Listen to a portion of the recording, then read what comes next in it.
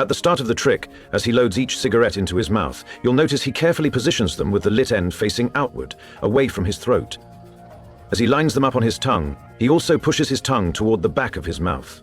This creates space and keeps the cigarettes from pressing against the inside of his mouth, while also tucking them securely behind his teeth. Even with all this precision, the trick is still dangerous if you haven't practiced it extensively, and honestly, I strongly advise against ever trying it, because you'll almost certainly burn your mouth. But for performers like Tom, or even someone like David Blaine, taking extreme risks purely for showmanship is nothing out of the ordinary. So while Tom's routine definitely has its hazards, it's also built around a smart strategy that helps lower the chances of serious harm.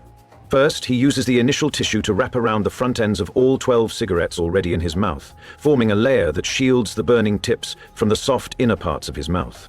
Then he takes a second tissue and wraps it around the back portion of the first layer, fully enclosing the cigarettes in a sort of protective bundle. You can actually catch a glimpse of him rotating this tissue-wrapped bundle inside his mouth, adjusting its position. At that point, the cigarettes are relatively secure within the layered tissues, and he starts chewing steadily to compress the ball, making it smaller and easier to palm later on. He then wraps everything again with a third tissue. This extra layer is necessary because when he exhales through his mouth, it brings in fresh oxygen, which temporarily reignites the glowing embers of the cigarettes. This brief reignition causes the tissue to burn slightly and get thinner, weakening its protective layer. But he does this on purpose, to show the audience that the cigarettes are still burning, giving the illusion that he's actually consuming them while they're lit. So in a way, he really is chewing up the cigarettes, but he's not swallowing them. Instead, he crushes them down as much as he can, using strong, deliberate pressure from his jaw. Now, about the card trick.